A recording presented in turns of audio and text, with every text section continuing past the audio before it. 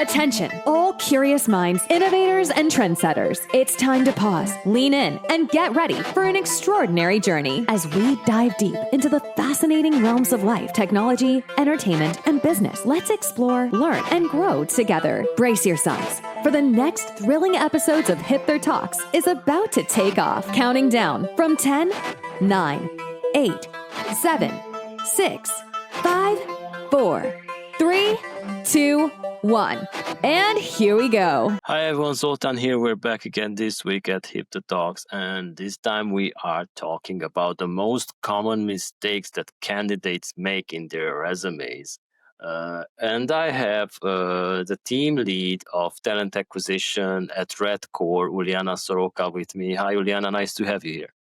Hey, thank you for asking. I'm glad to talk about this talk with you. All right. Thank you once again for accepting our invitation. And we have this tradition here that we like to give the opportunity for our guests to say a few words about themselves in their own words, so we don't read out your bio. So, Uliana, could you let the audience know who they're dealing with today? Yeah, sure. My name is Uliana, one more time, and I'm team lead of talent acquisition at RedCore. Right now, we are a business group. We transferred from Pinup. And if to talk about myself and my experience, I am team lead of talent acquisition for 4 years, I think so. And recruiting and HR, I am for 6 years, and it's a really huge time because I'm only 23 years old. I'm glad that RedCore gave me an opportunity to try myself as a team lead at a group of companies. If to talk about me, I manage a team of 7 talent acquisition specialists, and we close vacancies through the different areas. It can be lawyers, finance managers, and also traffic. It can be media buyers, affiliates, and also design and SMMs. All right. So, guys, RedCore will be at SBC Lisbon. They have a booth there. I think their booth is D185. So we already ask you to go over there and meet their recruitment team. And anyone who is interested is welcome to stop by. This is a message from their team, and you can connect with them. And even if they are not actively looking for a job at the moment, you just go by there and maybe have a talk with them. So, Uliana, I know that yesterday your holding company presented very important changes, and we saw this on our website with the traffic and social media that the whole market is discussing this. So our podcast topic is of course different from that news, but naturally I cannot help but ask about yesterday's news. Could you maybe share about it? Yeah, sure. We are expanding beyond the iGaming industries into various areas of digital technologies. All right. So why this decision? Natural solution for us of the holding, because we accommodated in a unique sphere, unique markets, and we know that we prove our expertise and we can develop our technical solutions around. All right. So it also sounds better, right? Sure. All right. So could you tell us a bit about your role at RedCore and your experience about reviewing CVs? Yes, sure. If you talk about RedCore, we have more than 200 vacancies open every month, and it can increase every month. And if you talk about candidates and the talent acquisition team, more than 50 talent acquisition specialists work in RedCore. It means that we receive more than 100 CVs every day, and we review thousands of CV of months, and we can share many details, and we can share our expertise in this field. All right. So that must be very good. How many people are there at RedCore? It's around 4,000 and a half. Oh wow. Yeah, it's very hard to get the right talent. We've been looking for a social media manager, and now I can say it online on our podcast, and somebody to help us with our virtual events. But it's the same thing. We get a lot of resumes, but Some of them not even considering what the role means. They just apply and try their luck. So my next question would be about what are the most common goals candidates should have when crafting their CV? If you talk about CVs, you need to understand what is your purpose of your CV. Do you want to check the market and you want to just make research what company doing, another company doing? You want to go for HR interview or you really want to get a job? And the CV should tell your story and you need to understand it. First, CV should show that what you did. Don't just write, I am a project manager, write in details. I am a project manager with 5 years of experience. I manage team of 10 person and I also cooperate with a budget $1,000, for example. And I always deliver my project on time. We will appreciate it as from side of talent acquisition. We will understand how we can cooperate, how you can help us as a company, as an employer, and how we can help you to receive your job expertise and be more effective. And also your CV should be with your achievements. You need to show in your CV what did you do in numbers. For example, I come to RedCore and right now my team close 20 vacancies in a week. And it's a number. Every employer can read it in a correct way. We close vacancy because it's our main purpose. If you are, for example, I don't know, give me some title which you want to know. And I will give some examples. It can be SMM manager, as you said, is All right. and SMM manager should show that, for example, when I come and I take all the social media of these companies, I receive more than 1,000 subscribers in a month. And your CV should tell about your achievements. This will help recruiter to quickly see your value for a company. All right. So basically, they should tailor their CVs for the job they apply. Not just send over a default one where they worked, what they did, and that's it. Yes, for everyone. You need to read the requirements of every job description and tailor your CV to each of them. For example, one company are looking for a recruiter who can help with, I will go with all vacancies like recruiter because I know it. For one company looking for a recruiter who can close technical stack roles. And if you have your resume and you write only about lawyers, it means that you don't receive this job because they are not looking for recruiters who can close lawyers. But maybe in your experience, like 2 years ago, previously, you were working with technical staff and you need to tailor your CV due to requirements and write that in your experience, you have to work with technical stack roles. All right. So let's also dive into these common mistakes people are making, because I hope that people who have applied to us without knowing what they're applying for are listening. So could you tell us what are the top 3 most common mistakes you see in CVs that are sent over to you? Yeah, one of them we just mentioned. It's one CV for all the application. All right. People oftenly doing it. We can see that one candidate applied for 3 of our vacancies. And for example, we have a vacancy of, it will be example for SMM specialist. And we receive one candidate for all of 3 vacancies with the same CVs on them. Yeah, they say, hey, I can do it all. Yeah, for sure. And the second mistake I can mention, it will be only duties, only responsibilities, and no results. For example, I manage team, I close vacancies, I did the politics, but which politics you write? How much team colleagues you have in your teams? Also, how much vacancies do you close? For which period? Which vacancies do you close? So make deep details, please, in CV. And if you write numbers, you're a cool candidate. All right. And the third mistake, I think it will be typos and bad formatting. the period when all candidates use Canva for making their CVs. It was really shine bright like a diamond. It was something like that. But right now, we have another style.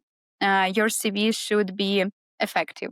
We need to read it, go through details, and understand what you need. And please be sure that you write your title in correct way. Don't write CV engineer just with one E in Yeah. word engineer. Just check your grammatic. Yeah, exactly.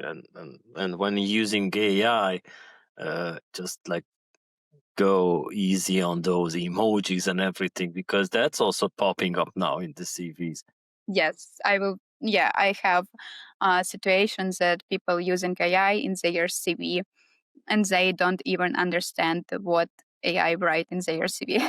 That's good. So have you seen any CVs that look great at first glance but fell apart under scrutiny? And maybe could you tell us what went wrong? Mm-hmm. Yes, the most common issue that candidates don't speak about their own experience. Like they listed projects, maybe they listed achievements. It's great, but when you go into details, for example, in HR interviews, it's look like the CV was created by AI, ChatGPT, or something like that, because people don't understand what they are talking about, and we can see many mismatches. For example, mm, um, you write that you used to work at RedCore, we will say, in March 2024. And then we will start talking with you, and you say that it was 2023 years, and we will start thinking, something wrong. Are you a liar, or is something forget about your job experience? So yeah, for first see like your CV can be perfect, but in interview we can be really disappointed in this point. All right. So do you had such experiences? For sure. Okay. So Every are there any red flags that instantly lower candidates' chances, no matter how strong their experience is? Mhm. It's when candidates, as I said previously, your CV doesn't match what are you talking. The first time we start to think you were writing your CV or someone do it for you. It's a red flag, because how we can understand will you work on this project or someone else will work for this project for you. And also as a red flag, I can say it's common. It's negative attitude, negative complaining about your previous team, boss, employer. It's like lack of professionalism. Why you're doing this? Why you have so bad attitude to everyone around you? It's not about candidates. It's working in a real life too with all your friends and relatives. So we just take this part to our projects and use it in everyday recruiter's life. And All right. also I can say that it's poor communication. Some candidates are waiting for interviews. They are hard to reach. They answering our messaging like twice a week. And when your vacancy is really hot, it's really bad sign for us, because if you're answering us like twice a week, will you answering all work messages, Slack, and so on? And maybe the last one is when you're on an interview with HRs, you don't even ask any question about job position. You don't even ask about company, and you are not interested what you will do. What is your purpose in a company? So are you really interested in job application? Are you really interested to work with us or no? It's a question. Yeah. So basically, some just go for the pay. Yes. All right. So, is there any tiny detail on a CV which made a big negative impact that you can share with us? Yes. Besides all these. Yeah, I can. Small mistakes, big problems. It's really happen every day. So it can be when you send the CVs and write a cover letter. and you write cover letter with the wrong company name Oh, when yeah.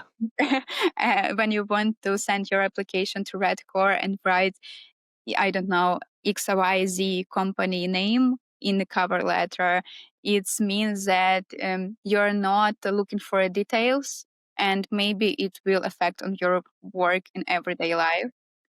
Also, I can say that, as I said previously, like types in words, when you write that you are a software engineer and you write engineering in the wrong way or something like that, so be sure that your title writing in a correct way.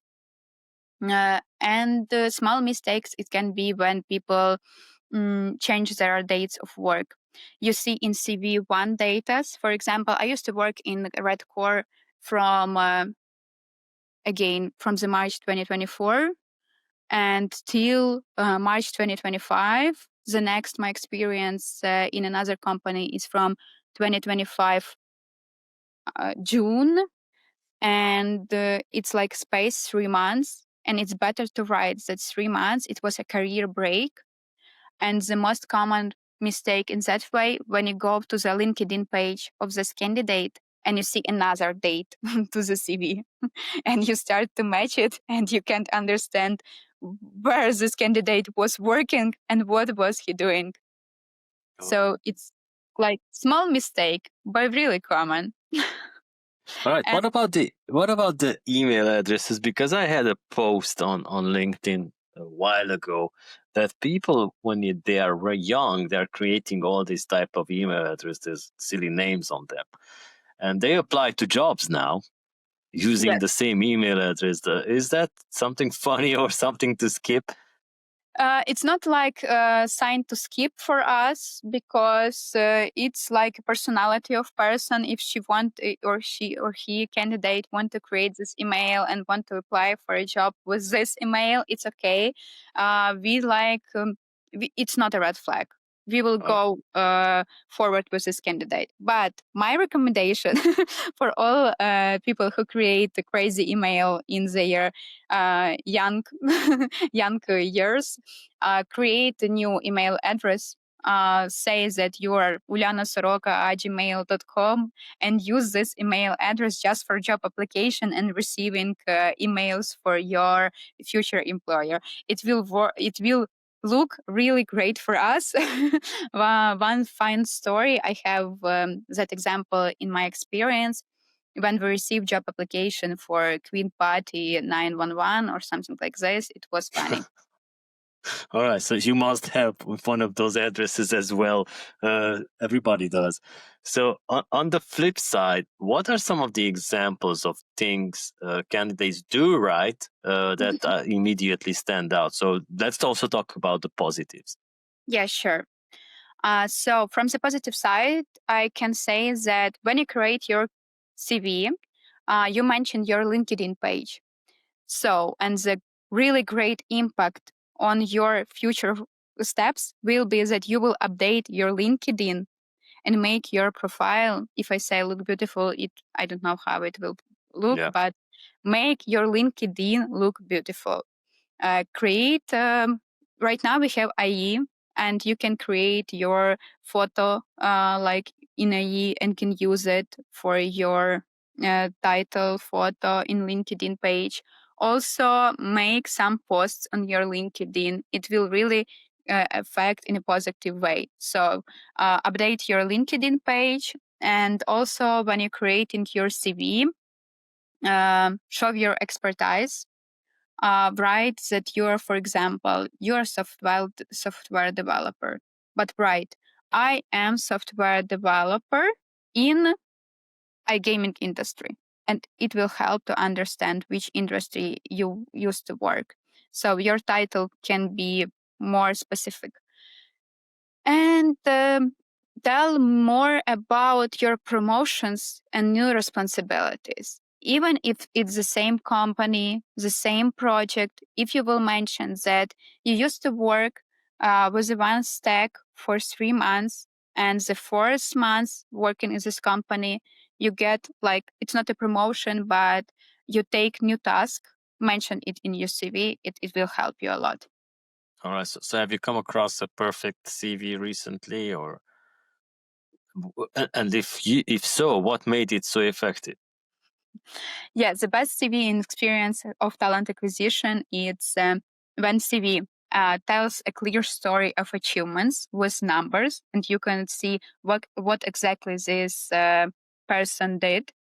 When the CV is tailored to the job, when you receive the CV that really mention your job requirements, a job title, and when your CV shows a logical career way. So you start from junior, middle, senior, team lead, and you can see how a candidate specialist used to grow the company and really interested in growing more. And also be aware that the first interview, HR interview, is also focused on your CV, and we creating questions for you from the information you take from you write on your CV. Um, be ready that we can ask you something from the CV, and be sure that you can explain everything, clarify. All right. So we already touched base a bit on this important part of tailoring a CV to the job description. So can you give an example where this made a big difference? Yeah, sure. For example, you are marketing, you are applying for marketing role. And once we received 2 CVs as a talent acquisition. One CV said, I manage marketing initiates. And another CV said, I built 3 brands partnership that increase our awareness by 30%. So how you think which interview will go for HR interview and will get the job? Makes sense. Yeah, sure. As much details you give in your CV, but it should be not details like I did it, I do it, I did it. You need to mention numbers and achievements. As much potential we will see in you in our company. All right. So now let's talk about the practical tips, because definitely there are people listening to this podcast and might apply to your company. So at least you know that you gave them this tip. So what advice would you give to someone rewriting their CV from scratch? And where should they start now? Should they use an AI to gather all the information in one place and cosmetize it, or? Yeah, I want to say that if someone is looking for a job, I want to just mention that we will be in Lisbon SBC conference. So you can join our booth. It's number D185. We will try to help you to find a job. And also, I can give you some tips in real life and just take a look on your CV and give some recommendation.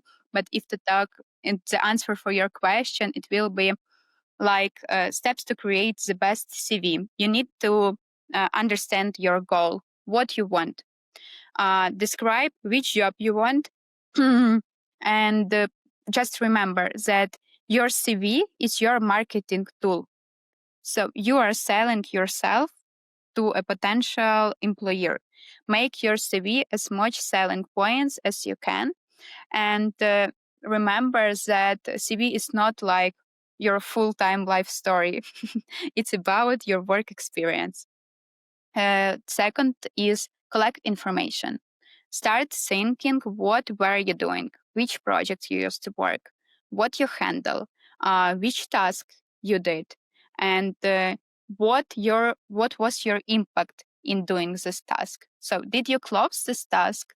If you close it, how much time it takes? So just tell more about your effectivity.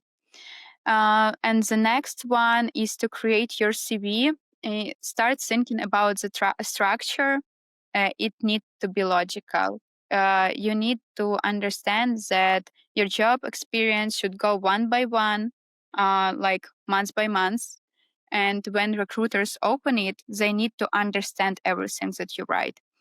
Start from your education, but don't list like the all courses you get, the all lessons that you get. Write about your university where you to receive bachelor and master degree, for example, and then write like the most useful course that you got for yourself, and then go for your work experience and start from the last one. For example, we need to start from the company where we quit to looking for another and end from the first one. You need to go not from your first work experience in life. Go from the latest one to the first one. It will we will read like the latest updated information about you. And yeah. Yeah, go ahead. And one more tip I want to say is remember that titles in different companies means another. So you need to write which title goes to exactly company and try change your titles due to job description. All right. So how do you recommend candidates highlight these transferable skills that they can maybe like learn that they learned at a different company and now transfer these skills to the new one, or maybe career changes? Mm-hmm. Yeah, in CV you can show it in different ways, but my recommendation is when you write about different companies. For example, I used to be a team lead at the X company, then I go as a team lead to a Y company, and now I am looking for a Z company. I write at X company I manage my achievements. Then I make a space, and in this space I write the reason why I quit this company was I wanna, and you write all the things that you wanna reach in the next company. Then you write about your experience in a Z company. You write and you mention all you done, and then you need to write all you want to receive from the future company, and you need to show your soft skills. For example, leadership and communication skills. Just explain your new goals. All right. So are there any formatting tips or design tips to make a CV more readable and professional? Use emojis, or I don't know. So, as I said previously, don't use canvas right now. It's no fashion anymore. New fashion, it's like elegant CV when it's like white paper and you write with please black font, only black, and save your file as a PDF file, because many companies use ATS system and sometimes it's automated, and if you say your CV in a different type of document, it can be just go to trash because they don't read it. So PDF file is a recommendation from us. And just remember that your perfect CV is up to 2 pages. If you will write more, it's fine. If you have really great experience, if you are C-level, if you are architect or something else, but it's also can be formatting to small CV when you will just mention all the most important things. All right. So this is my next question about how long should it be, and yeah, but maybe if it's you mentioned that if it has a bigger experience, more jobs, what should they cut from the CV not to get bloated? Yeah, cut irrelevant jobs. For example, you start your career, you were, I don't know, actress, and then you became a QA specialist. Cut that you were actress. Do you wanna be actress one more time, or you wanna be QA specialist, like team lead QA specialist? Cut irrelevant jobs. Also, as I said. Cut the education that is really not relevant for this job also. Kindergarten. Yeah, start from that time that you remember your life. Write your like the whole life story. Yeah, cut everything that irrelevant for a job. Okay, so at RedCore, what role does the CV play in hiring decision compared to the interviewer portfolio?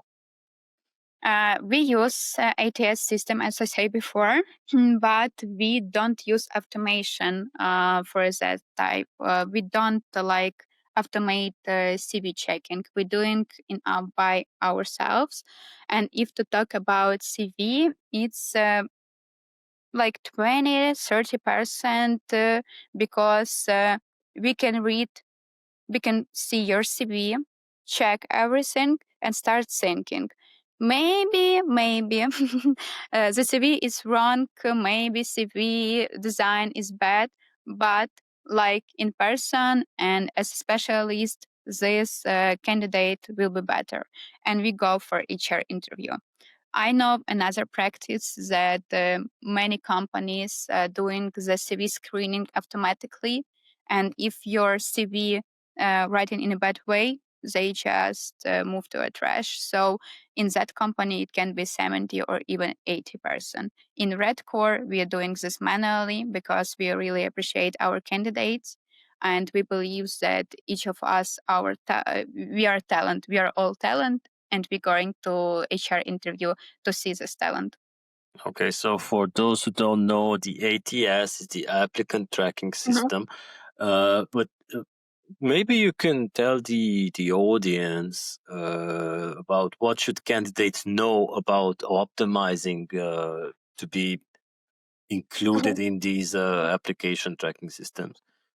Yeah, first, I will say what is ATS system. It's like a base of candidate. When you apply your resume, CV, across the different job sites, career page, and also they all go through the UTM to our ATS tracking system. It's base of candidates, and when we close vacancy, for example, and in 3 months we have the same one, we will go first of all to our base, go through the CVs and check them before posting this vacancy to career page. Also, it's our base of candidates. The recommendation is always make your CV in PDF file, as I said previously, and don't use photos because sometimes it can be in the wrong way, in a different corners, and some tracking systems can say it's a spam and just move it to a trash. So no photos. It's new fashion right now, and the PDF format. Okay, so it means that all our applicants are old-fashioned, because I think 95% of the CVs we received were with photos and with letters like bold letters, pink letters, blue letters, and everything. So it's crazy. It's like Yeah, you're don't use watching email. this is not Voice or X Factor. I don't know what you're applying for. You're applying for a job. So what's one piece of advice you wish all candidates knew before submitting a CV? Mm-hmm. I read different HR brands. I going through different social medias, and I read that CV should be just one page. As I saw, it perfect way is up to 2 pages. But if candidates had great experience, if you are C-level, how you can mention all your experience in one page? I think it's more myth than reality. Also, I can say that about designs. Let's talk more about this way. Fancy designs is old fashioned right now. If you will see how US market works, you will see that US CVs, candidates from US CVs, it's like a document. You will open it, you will see like this name, surname, job title, and one by one job experience. No designs, no any, I don't know, memes or something like this, no images, just words, just white paper and words on it. And I think that myth, it's you need to list every job that you ever had. As we say, all irrelevant information need to be cut.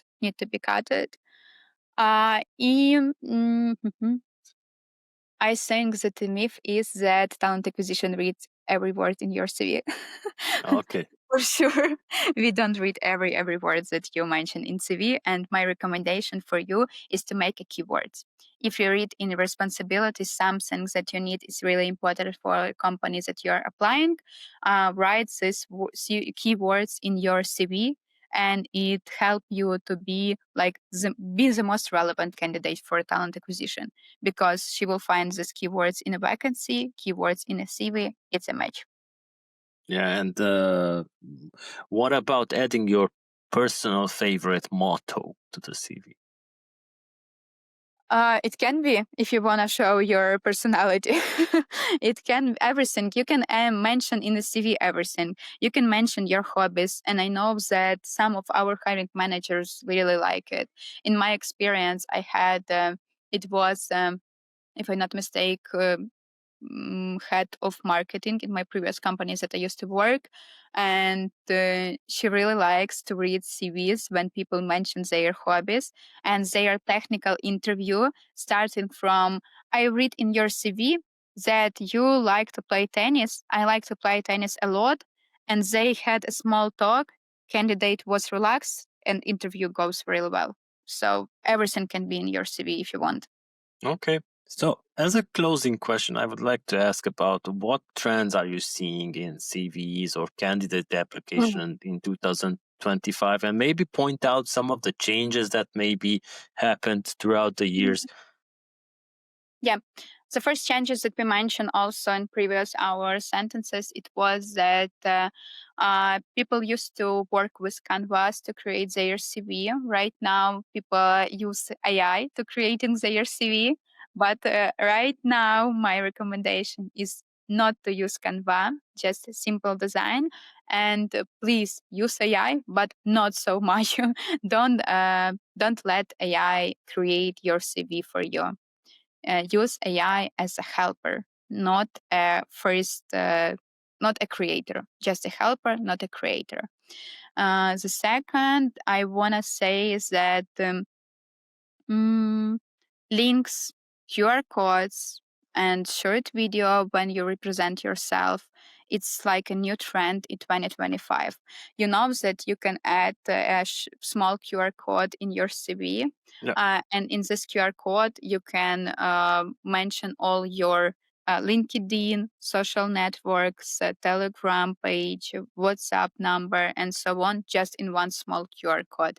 And also, candidates right now creating QR code for the quick email to them. Like when you, and the one cute thing that I saw where it was like, if I'm not mistaken, it was USA market. Candidate create two QR codes, and he writes like, if you are talent acquisition and reading this CV, this QR code to send me a refusal that you don't want to work with me, and this QR code is to invite me for a second step. It's cool. Yes, makes sense. And yeah, maybe in the future people will be doing these one-page CVs and just putting a big QR code on it, and you just like In all scan it. presentation. Yeah, on their website, their personal website. I don't know. Yeah, Okay, it's, we need to so wait for it. yeah, so thank you so much for these great answers. I know that many will appreciate it, and of course, if they go to a booth in Lisbon, they will definitely have a chance to talk with you face to face.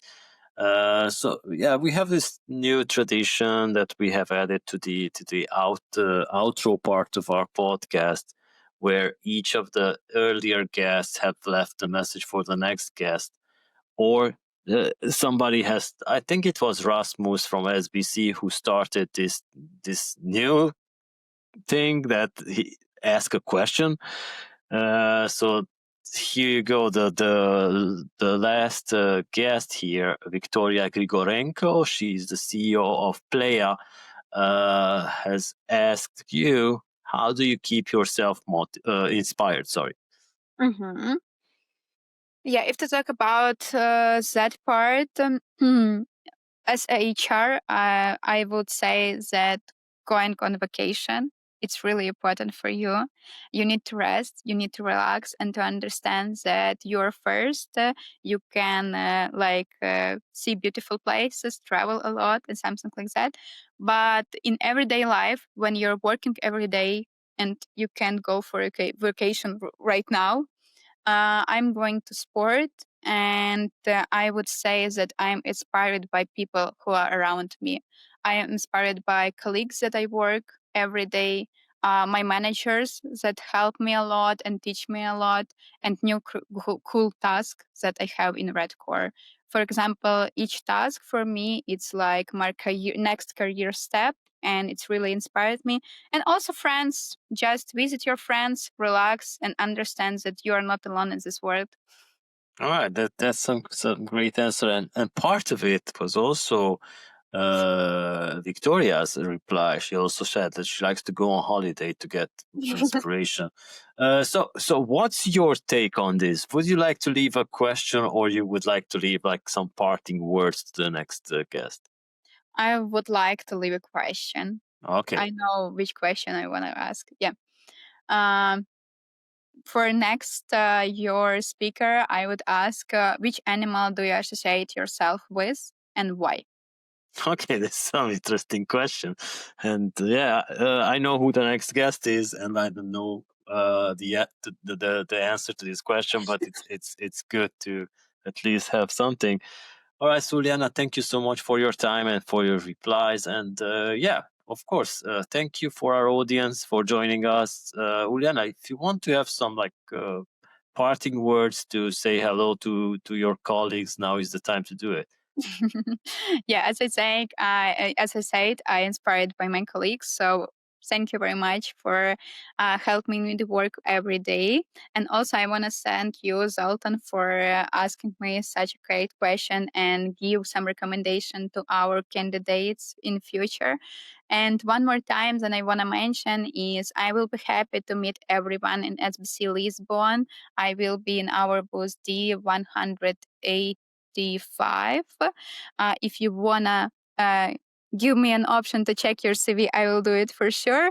And also, if you're not looking for a job, we can just have a small talk and meet each other there in Lisbon. One more time, thank you for asking. All right. Thank you, everyone, again for joining. And we will be back next week with more crazy stuff. Bye-bye.